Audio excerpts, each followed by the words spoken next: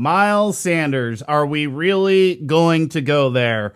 Week 13, running back, start sit. That's coming up next.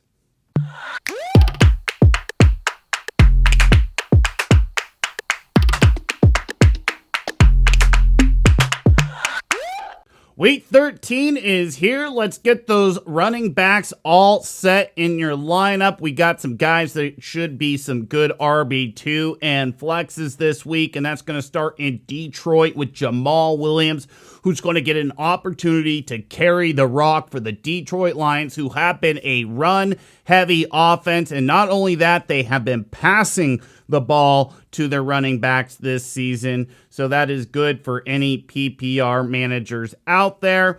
And we have to also think about the fact that Swift is not going to be there week 13 with that AC joint injury in his shoulder. So after Swift exited in week 12, Williams got 20 touches in this offense. He rushed the ball 15 times, had 5 receptions.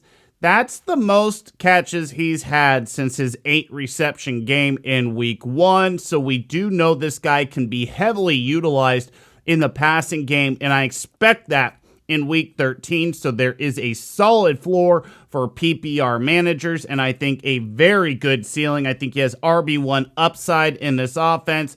He's got a defense in the Vikings that have only 3 games in 2021 where running backs have not rushed for a touchdown. So a very good opportunity for not only Williams to catch a lot of balls, but get in the end zone for Detroit.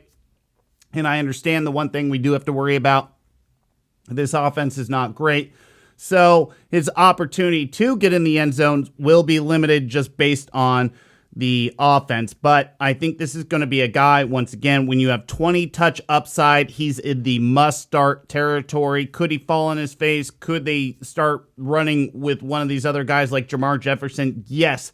But I think what they showed after Swift went down last week, that they will rely on Williams. And I know as a free agent acquisition that they had in the offseason that they believe in Williams. So I think this is a guy that you can instantly insert into your lineup as an RB2 with RB1 upside in week 13. And he gives you great opportunity to solidify that playoff run.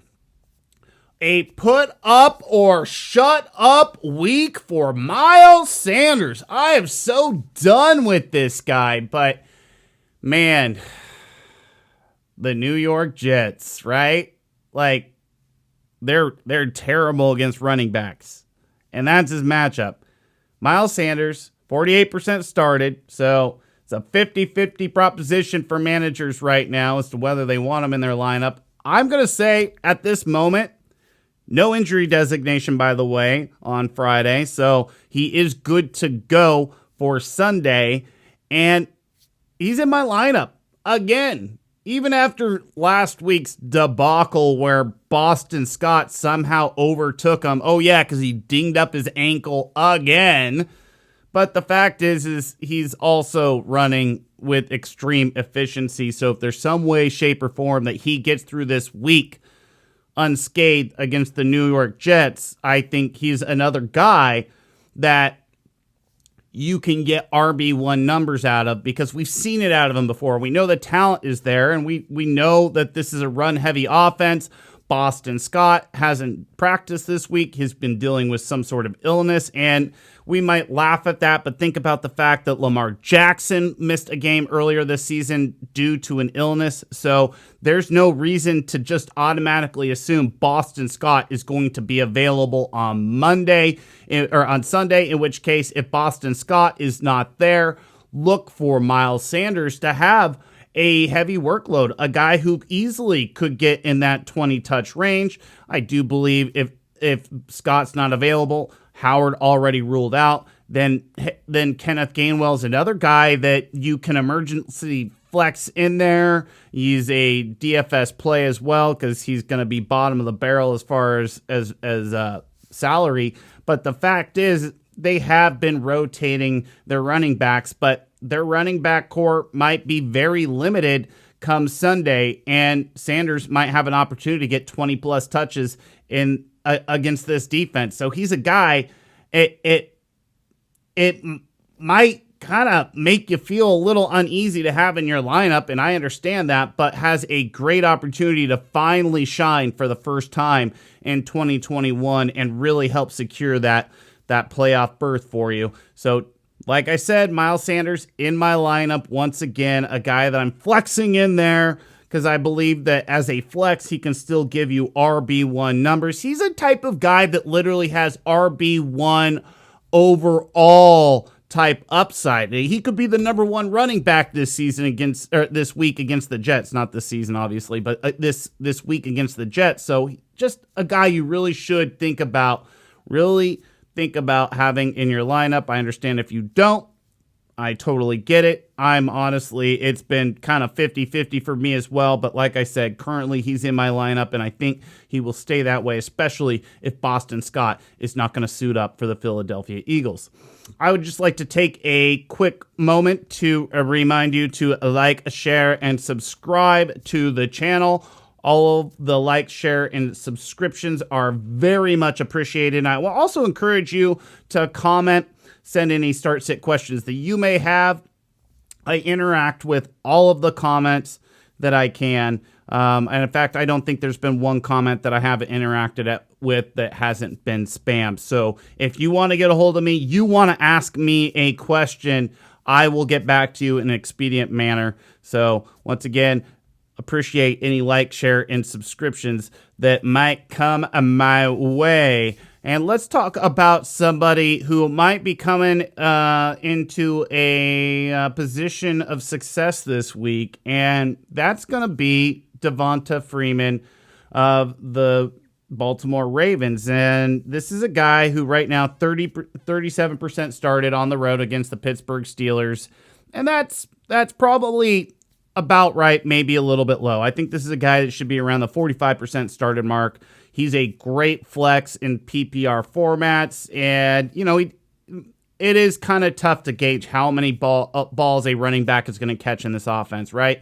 In week 11, he caught 6. In week 12, he caught 1. But the fact of the matter is, both of the last week 11 and week 12, Devonta Freeman has ran for 16 times in both of those games. So he's rushed 16 times in week 11, 16 times in week 12, had 6 receptions in week 11, and we didn't see that dip in usage that we thought we might see with the return of Latavius Murray.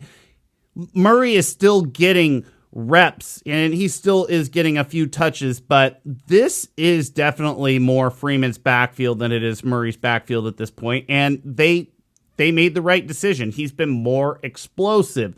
So he's a guy I once again think is a great flex, is in a great position to succeed this week. The Dolphins have been very good versus running back since week 7. I will admit that, right? I'm sorry. Wrong spot in the notes. But the Steelers have not been very good against running backs recently. They've given up 6 touchdowns to running backs in their last 3 games, and that is that's alarming. They've given up in each of the last 3 weeks 2 touchdowns on the ground to running backs. So it is a great opportunity for Devonta Freeman to find the end zone. And even if you just want to throw a dart throw out there, like you just need more of a DFS guy, but you just need to find a cheap running back or a warm body to throw in there. Latavius Murray's a guy that also could find his way in the end zone just based on the fact that Pittsburgh has given up 6 touchdowns in the last 3 weeks. And then let's talk about somebody it's not your week, right? Kind of gave a spoiler based on the Dolphins, but Saquon Barkley, if you have an opportunity to avoid him, and honestly you should, because you've dealt with so much time this season without Saquon in your lineup, but Saquon Barkley at Miami, 77% started, so there's a lot of faith in this guy, despite the fact that he's only has 2 good weeks in the PPR format this season. Playing a Dolphins defense, I talked about it in my wide receiver start set that they have been very poor against wide receivers, but honestly, especially as of late, they've been very good against running backs. In fact, this is a top 5 defense against running backs. And then once again, we have to go back to week 3, week 4 to see 2 good performances from Saquon Barkley. So we haven't seen it from Barkley recently. This is not a good matchup for him. There's been an extreme lack of explosive plays from this guy. Everybody went crazy when he ran for a 30-yard run last week. It's just it's not the Barkley we knew. He's not a must-start guy anymore, and this is definitely an opportunity for you to avoid Barkley. I don't think he's a guy that is giving you that huge explosive game. Could he score 20? Sure. We know that there is that in him somewhere.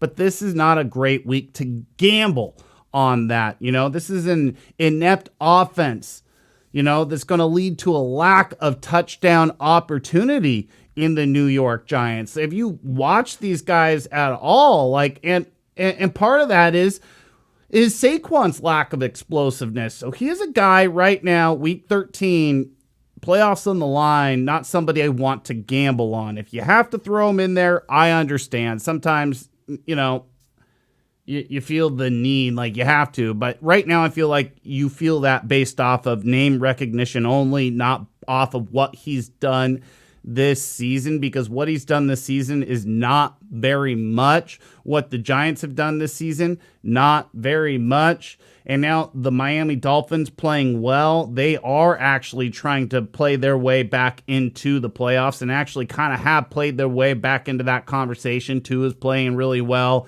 And they might just have to avoid running the ball because they have to somehow, out of nowhere, Miami looks like a team that you have to kind of think about, at least when you have a running back. When you look at the last 3 weeks, it's been impressive. So I don't want Saquon in my lineup with the playoffs on the line. And then somebody that you need to beware of, another guy you probably want to avoid in week 13 is Damien Harris against the Buffalo Bills. He's 35% started right now. So, 35% of managers right now trust Damien Harris in their lineup. And that's probably because he has scored a lot of touchdowns this season, and he's, done very well inside the red zone. However, he needs that touchdown to give you a safe ceiling, because right now his floor is very, very poor.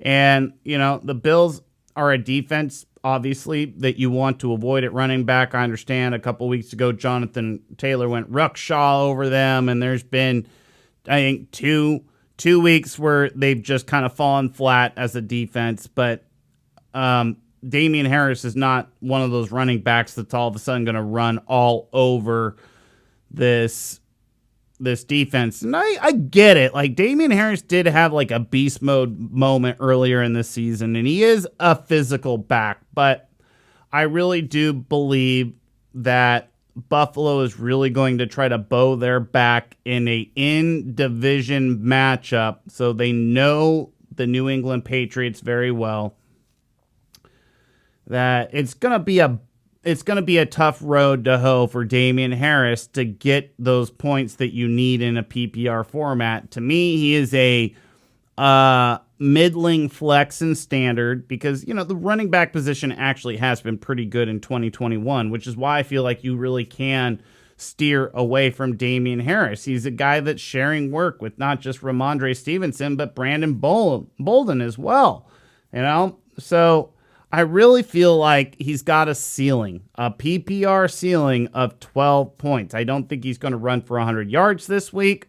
I think his best case scenario is something around 50, 60 yards rushing, maybe one catch that doesn't go for very much, maybe 3 or 5 yards, and maybe, I would say, a 40% chance he gets in the end zone. And so that gets you somewhere between 12, 14 points in PPR, and that's his ceiling. So I don't know if that's something that you want in your flex with the playoffs right around the corner and the playoffs kind of on the line. I'd like to thank you for watching. Make sure to like, share, and subscribe to the channel. If you guys have any start-sit questions, you can leave any comments in the video comment section. I will get back to you. And you can also send in your start-sit questions to 1080 The Fan on Sunday morning. I join them on Sunday mornings, Mike Lynch and Rashad Taylor on the Fantasy Scramble, and we answer some last-minute start-sit questions a half hour heading up to kickoff. So at 9:30 a.m. Pacific time, you can send in those start-sit questions to 503-250-1080 and listen live on the Odyssey app or on their website. I will have a link in the description below. Once again, thank you for watching, and make sure that you catch my Week 13 running back start sits as well, or wide receiver start sits as well.